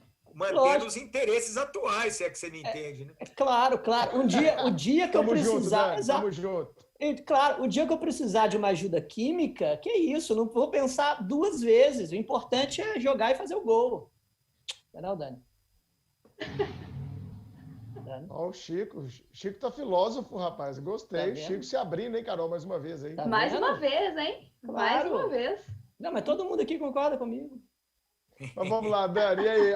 Aí, Dani, você usa o remédio heróico e o judiciário? Ah, não. Não. Vamos criar um rol paralelo. Vamos criar um rol paralelo. Vamos aqui dizer o seguinte, não, vamos detectar onde há essa urgência e vamos deixar gravar, mesmo não estando num rol legal. Pô, beleza, quer fazer isso? É contra a legem, eu não gostei e tal, mas, quer fazer? Faz. Aí vão lá e vamos chamar isso de taxatividade mitigada. Aí acabou de vez, né? Porque taxatividade mitigada é uma contradição em termos, não tem como, não existe isso. Ou é Com taxativo certeza. ou não é, né? Justamente, Ou não é, conceito né? absoluto.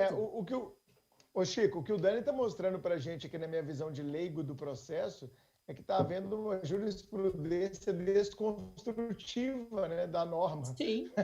A norma vem, traz um monte de coisa e vem as teses, as interpretações jurisprudenciais para desconstruir, provando que não queremos o novo CPC. Foi uma ideia maravilhosa, ela foi sensacional. Mas, vamos manter o status quo, era tão melhor, a gente nem precisava estudar. Enfim. Estão criando aí, um Chico. novo CPC, né? Na verdade, CPC paralelo. o professor Luiz Vamber, ele disse que a gente tem 3 CPCs em vigência. O CPC aprovado, o CPC de cada um e o CPC do STJ. CPC de cada um. O CPC que eu queria que fosse aprovado, né? E o CPC do STJ. E é curioso, porque às vezes o CPC do STJ era o que eu queria que fosse aprovado, mas não é o que foi aprovado. Mas não é o que foi. Mas às vezes eu uso ele, né? Então é o ativista de ocasião, entendeu? Isso é o que mais tem, cara, em toda disciplina jurídica.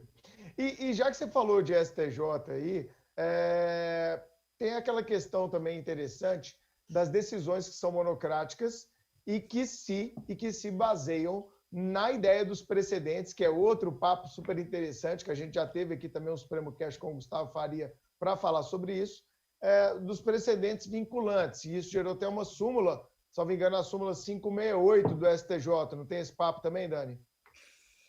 Cara, isso aí foi a coisa mais bizarra do mundo, velho. Nossa, é uma bizarrice esférica, porque por qualquer ângulo de análise é bizarro. Por quê? Não, veja só a minha situação como professor, né? Se bem que eu não posso reclamar, né? Eu tenho pena do professor de penal e de constitucional, porque do jeito que a coisa está hoje em dia, o nego é uma vítima, né? Então eu não vou chorar. O Chiquinho aí que está ferrado, eu vou ficar tranquilo. Perfeito. Obrigado pelo reconhecimento. Não está fácil para ninguém, mas para vocês está mais difícil. Empatia. Tá. Processualista e empático. Agora, imagina eu explicando para um aluno, o beabá, eu falei assim para ele, aluno, você sabe o que é uma súmula? Não, sei não, professor. A súmula é a objetivação, é a concretização de uma jurisprudência. Tá. Você sabe o que é uma jurisprudência? Não sei não, professor. Jurisprudência é formada por uma somatória de julgados do tribunal que vão ocorrendo durante o tempo, dando à mesma norma jurídica uma mesma interpretação. A partir do momento em que o tribunal, por meio dos seus diversos órgãos, diz a mesma coisa sobre aquela norma, você tem uma jurisprudência, e aí até para facilitar o trabalho de localização do entendimento consagrado, você, joga lá a tese num verbete sumular. Tá bom. Aí ele fala, professor, e a súmula 586? O que tem? Ele fala, ela é uma súmula para o Código de 2015 feita na vigência do Código de 73. Eu falei, é isso aí mesmo. Aí ele fala, então eu não quero mais brincar, né? Se ele está no primeiro ano, ele já tranca, né? Tranca a matrícula, fala, não. Vou fazer educação física. Não, vou fazer qualquer coisa, Deus me livre. Porque como é que, professor, peraí. Se a súmula, ela depende da jurisprudência, a jurisprudência depende de uma série de julgados, como é que você tem uma súmula de uma lei que não entrou em vigência, Jesus Cristo? Nós fazemos porque aqui é Brasil, meu amigo. É a famosa súmula jabuticaba. Jabuticaba. É uma preciosidade nacional. Então, ela já está errada por isso. Mas aí ela vem e ela é contra a legem. Por que ela é contra a legem? Porque ela vai dizer que cabe esse julgamento monocrático quando houver entendimento dominante do tribunal. E a lei, ela, na verdade, só deixa julgar monocraticamente se você tiver precedente vinculante. Perceba, a permissão para julgar monocraticamente é objetiva. A partir do momento que você joga isso no colo do entendimento dominante, você entrou numa abstração total. E aí o STJ, ele me dá uma dessa. Pelo amor de Deus, né? Eu tive conversando também com outro participante da nossa pós, que é o professor Felipe Boring, um dos maiores especialistas de juizado especial, que vai gravar um módulo para nós de juizado especial. Mas nessa live ele conversou comigo sobre a tese de doutorado dele, que é o julgamento unipessoal, e ele fez uma crítica severa, né? Como não era de se esperar diferente, a essas súmulas. Essa súmula é um absurdo, porque o objetivo do legislador foi diminuir a incidência de julgamentos monocráticos. Os nossos tribunais superiores não julgam mais colegiadamente. Não. Só julgamento monocrático. E aí os caras me dão uma dessa. Pelo amor de Deus. Tudo errado. Lá, Carol. Daniel, e para a gente caminhar aí, falando um pouquinho sobre a Lei 13.256 de 2016, a gente já comentou um pouquinho dela aqui no episódio, que foi aquela lei editada no período de vacância do CPC. Por que isso aconteceu, Daniel? Quais os objetivos dessa lei? Sobre o que ela dispõe? Qual a sua opinião sobre esse fato atípico aí no nosso sistema? É a lei que ele comentou que é o Império Contra-Ataca, né, Dani? Império Contra-Ataca, exato. E mostra, antes de tudo, né, assim, uma preguiça, dá uma preguiça de falar disso. Por que dá uma preguiça? Porque o código, ele teve um trâmite, você pode até achar que ele foi rápido, ele teve um trâmite ali de 4 anos e pouco. Todo mundo foi ouvido, todo mundo que quis falar, falou. É o código mais democraticamente construído de todos, tanto que o Napoleão Nunes, lá o ministro da STJ, fala código Fux, as pessoas dão risada, né? Porque o Fux foi o presidente da comissão que originou o anteprojeto, mas, depois do Fux passou muita água debaixo da ponte, muita gente colaborou demais, então foi uma coisa muito democrática. E aí a pergunta é, onde é que estavam os tribunais superiores durante esse trâmite legislativo? Porque quando a gente chama essa lei de Império Contra-Ataca, é porque ela é uma lei encomendada pelo STF, principalmente, para diminuir o acesso dos processos àquele tribunal. O que perceba, dentro de um jogo político democrático legítimo. Mas onde que eles estavam durante a discussão da porcaria do CPC? Quer dizer, por que não houve, então, essa pressão do STF no seu devido momento, no momento de aprovação da legislação? Não, os caras vêm na calada da noite com uma lei na vacatio legis e com o objetivo claro, toda mudança que está ali está endereçada para diminuir o acesso aos tribunais superiores. Todas. E algumas até, vou ser bem sincero, o pessoal falou assim, porque agora, Daniel, aqui vai dizer agora RE e RESP é direto no Tribunal Superior. E isso é uma maravilha, porque pega um estado que nem São Paulo, por exemplo, a taxa de admissibilidade de RE e RESP em São Paulo é menos de 1%, 1,5%. É um absurdo. Agora não, agora todo mundo vai ter o seu dia no STJ e no STF. E aí o STF diz, não, isso aqui vai quebrar o tribunal, pode voltar a ser como era antes. Mas se ficasse como estava, o que vocês acham que ia acontecer? Pior. O STJ ia baixar uma portaria e aí estabelecer uma porrada de serviços remotos nos próprios tribunais.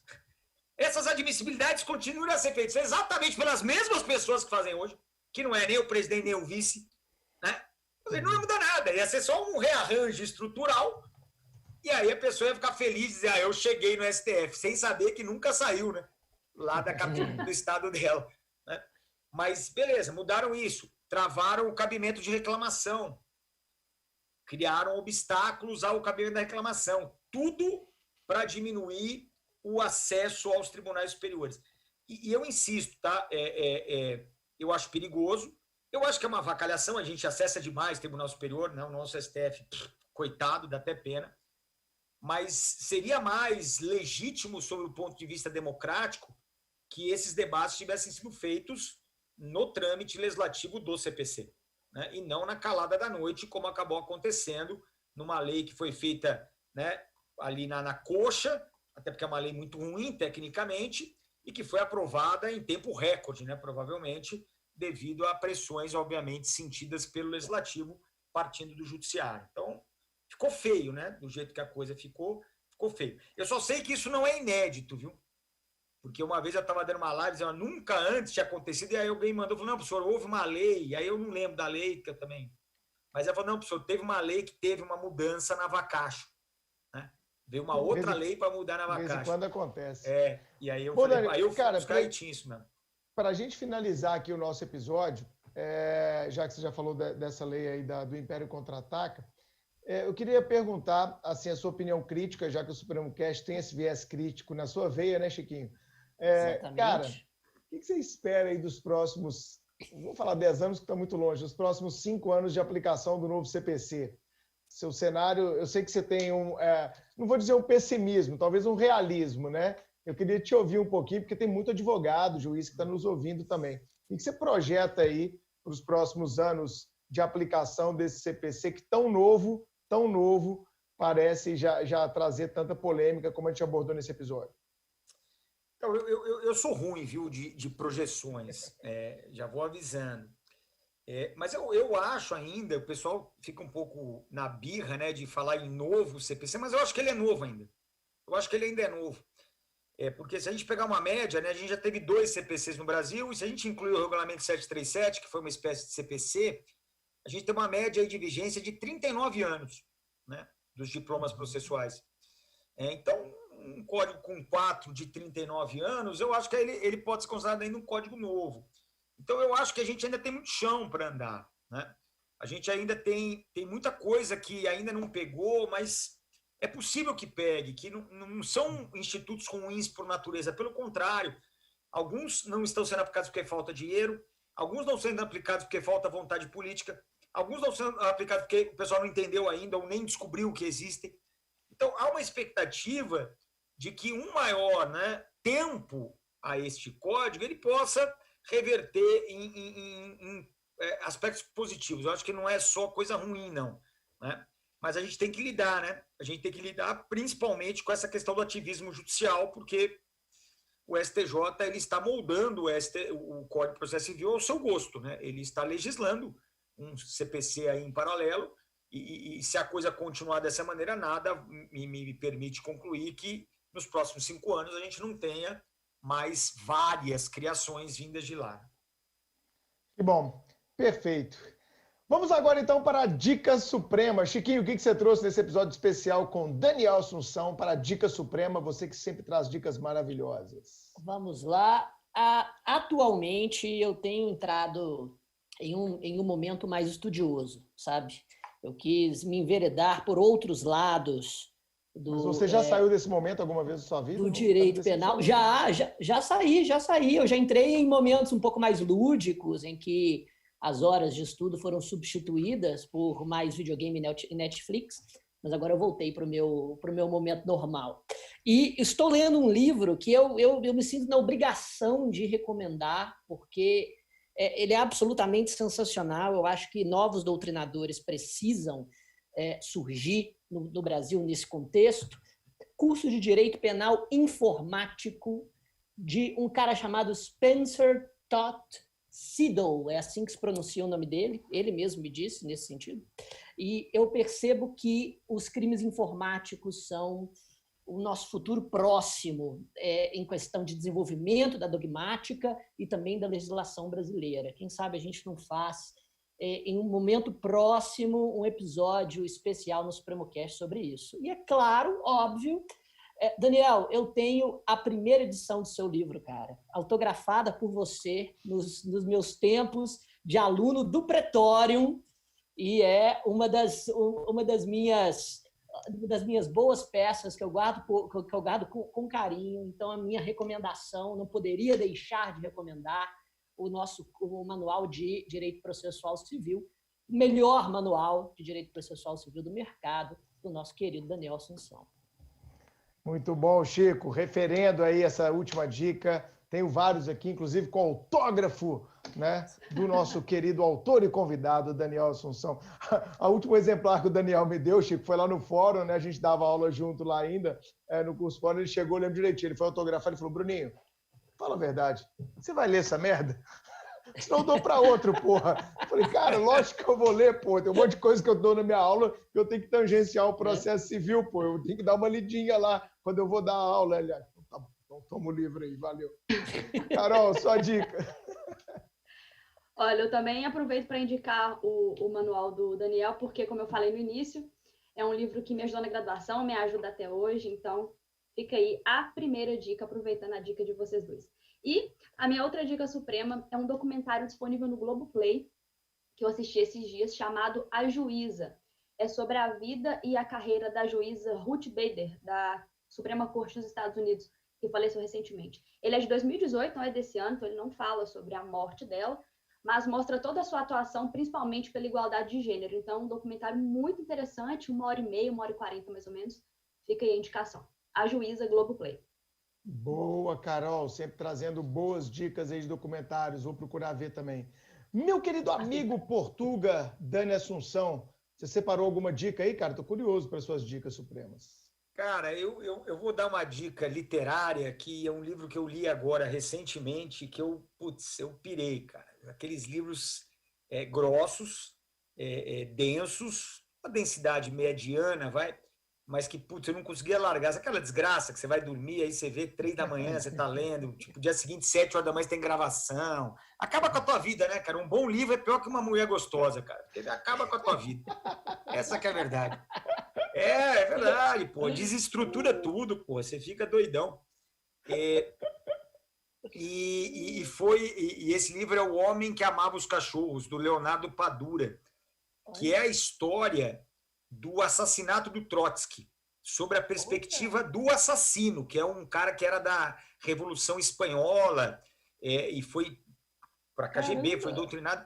E é muito legal, porque o Leonardo Padura ele é um cubano, né? Na verdade, o primeiro livro que eu li dele foi Os Hereges, que é um livro muito interessante sobre um judeu na época que vivia em Amsterdã, na época dos grandes pintores holandeses.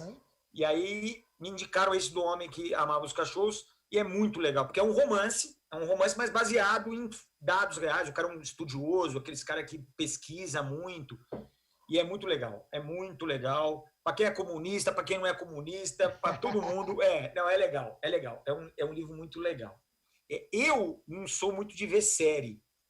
Inclusive, Netflix eu tenho em casa aqui, não deve fazer 2 meses. Assim, os meninos pediram, né?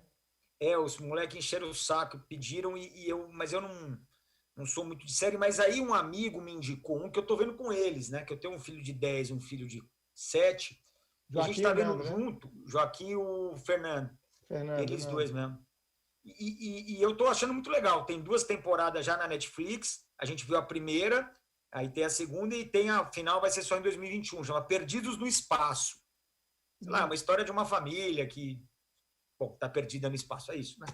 E para quem tem criança assim, um pouquinho mais velha e tal, é legal, é uma história legal e tal. É um remake, não é? Um remake, exatamente. Que tinha uma série antiga. Exatamente, dos Robinsons. Isso. Exato. Legal, e aí a gente vê um desse aí por noite, antes de dormir, meio que a reunião familiar e tal. A gente tá gostando, então para quem tem criança e tal, pode ser uma boa. Eu tenho gostado também, cara. Estou vendo uma série com a minha filha, é bem legal. Assim, a gente para, né? Depois de jantar e tal, antes de dormir, ao invés de ver qualquer merda na televisão, ver um capítulozinho da série. Série até indicada aqui, Annie with Annie, né? Bem legal, bem interessante. Bom, mas eu vou fazer uma confissão agora, viu? Diga. A gente só começou a ver essa série quando terminou a novela do Pereirão. Novela do Pereirão, velho. Do Pereirão. A Griselda. A Griselda. Meu Deus do céu. Porque ideia do que vocês estão falando. Eu sou um noveleiro, mas eu sou um noveleiro das antigas. Eu era um noveleiro até a Avenida Brasil. A Avenida Brasil, para mim, foi o auge espetacular. Ah, não. Sensacional, maravilhoso. Sensacional. Melhor novela. Mas de lá pra cá acabou. Eu não assisto mais novela. Mas agora que teve a pandemia, os caras estão botando as novelas boas de novo, velho. E essa da Griselda é demais, pô. Última novela que eu... Daniel. A Carol viu. Chegava lá o Pereirinha lá com a patroa, lá falava, vim trazer o meu robalo pra senhora. Ai, dramaturgia Perdido total. de barco. Aqui, vou te dar uma dica então. No Globoplay, você consegue assistir todas as novelas. Ah, mas aí eu não sou tão fanático assim. Exato. A última novela que eu vi foi Kubanacan. Não me lembro. Nossa, A última novela que eu vi foi em 1989, Pantanal. Por obrigação, que só tinha uma televisão na minha casa. Depois minha mãe comprou a segunda televisão, aí eu só assistia Luciano do Vale e Silvio Luiz. Ô, louco, meu! Agora vamos fazer um remake aí do Pantanal. Então, uma discussão para saber quem vai ser a Juma. Cara. Mas até lá já queimou o Pantanal inteiro, não vai ter como filmar a novela. Não tem 7 mais, tem que refazer em CGI, né? Vai ser uma novela futurista, assim, tipo o Exterminador do Futuro voltando.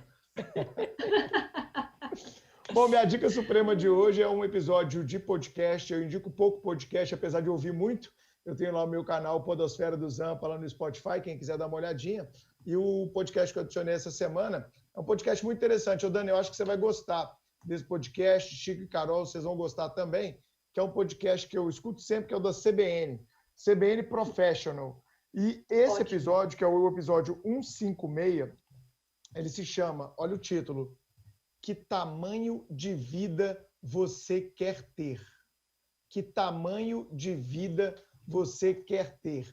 Ele te tira, Dani, dessa loucura nossa de trabalhar, produzir, ganhar dinheiro, pagar conta, sabe? Esse automático que a gente vive. Eu sei que você até saiu um pouco desse automático, alugando uma casa na praia, né? Agora, na época da pandemia, se deslocando para lá com os moleques e com a Aline, com a sua esposa. Ou seja, é muito interessante. Eu não sei se lá você teve esse insight, assim. Eu acho que como a gente gosta de fazer o mesmo esporte, né? Esqui, sempre que eu vou esquiar, cara, eu fico também, né? Você se coloca fora da sua rotina completamente, você fala, cara, e se eu morasse aqui, tivesse um café, né?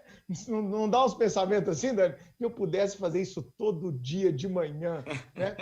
E esse podcast, O Tamanho da Vida que Você Quer Ter, é do Gustavo Ziller. Eu lembro até do Ziller aqui em Belo Horizonte, ele é uns 4, 5 anos mais velho que eu. Ele organizava muita festa em Belo Horizonte, na época que eu era adolescente e tal. Hoje ele tem um programa no canal Off sobre montanhismo, ele teve várias empresas, vários negócios. Então ele é um cara palestrante, ele é bem famoso hoje no Brasil, o Ziller, e ele fala sobre o tamanho da vida que ele quis ter. Então, no auge assim, do sucesso, aconteceram algumas coisas com ele, e isso fez ele mudar, e hoje ele programa a vida dele com as aventuras, com as expedições, e a família entra no mesmo esquema e tal. Então é um episódio legal para você sair desse automático, sabe, Chico? E às vezes pensar um pouquinho, pô, tá bom, cara, aqui tá legal, eu tô ganhando dinheiro, e ele se alinha ao episódio passado, que nós trouxemos aqui, sabe quem, o Dani? O Topan, lembra do Topan lá das antigas do Pretório? Triatleta, né? Que foi um cara que meio assim, né? No auge da carreira dele de professor, dono de curso preparatório, falou, galera, bota preço aí, eu tô vazando, compra minhas cotas e eu quero ser feliz, eu vou escalar a montanha, eu vou fazer triatlon, e eu vou fazer aquilo que eu gosto. Quem nunca pensou, né, Dani? Falar, quer saber, irmão? Essa é a última edição do meu livro, aquele abraço, esperar os meninos ficar criados aqui, ó, montar o pé no mundo, né, e vazar. Todo mundo já teve, assim, algum dia um pensamento desse. É um podcast que ouvi outro dia na academia e gostei bastante. O Fred escutou também, o Carlinhos, e todo mundo gostou. Então fica a dica aí, tá lá no Podosfera do Zampa. Se quiser, digita no Spotify CBN Professional, episódio 156. Que vida que você quer ter, o tamanho da vida que você quer ter. Beleza? E chegamos ao fim do 55º episódio do Supremo Cast, que marca o retorno desse monstro sagrado das salas de aula e da doutrina brasileira processualista, Daniel Amorim Assunção Neves, o Dani, o Portuga, o nosso amigo, fundador aqui do Supremo. Cara, de verdade, eu estou muito feliz em te ter mais próximo da gente novamente. Obrigado por tudo, obrigado pela sua participação. Valeu, eu que agradeço aí, tamo junto, bons projetos e vamos fazer a coisa bombar aí. Valeu, Carol, valeu, Chico. É isso aí. Bom filho a casa torna. É isso aí, Daniel. Ainda precisamos comer mais um filhote juntos para te ouvir falando de novo por 3 horas seguidas, cara, porque, sinceramente, é bom demais. Bom demais. Tem foto desse dia, Chico. Outro dia o Supremo publicou essa foto num TBT lá. Sim. Um TBT desse dia lá em 2016, no Pará. Exato. Pará, que nós vamos regressar em breve ao Pará, porque vai sair novo concurso de delegado e o Supremo vai fazer mais uma vez o maior evento de véspera de Belém. Carol? Daniel, reiterando minhas palavras iniciais, foi um prazer ter você com a gente, uma grande referência no direito processual. Sou uma grande fã do seu trabalho, da sua didática, e produzimos um episódio fantástico hoje, abrindo nossa visão crítica, e um episódio cheio de teses para quem advoga. Então, muito obrigada pela participação. É isso, pessoal. A gente vê vocês. Se você gostou desse episódio, marca o Daniel. Ô, Daniel, divulga seu Instagram aí, cara. Você bomba. Qual que é o seu Instagram? É @Daniel Neves CPC. Daniel Neves CPC. Sigam o nosso convidado, marquem lá ele no Instagram e, se você gostou desse episódio, compartilhe com seus amigos através das redes sociais, através dos grupos de WhatsApp. Tchau, gente. Até o próximo episódio. Valeu. Tchauzinho. Falou.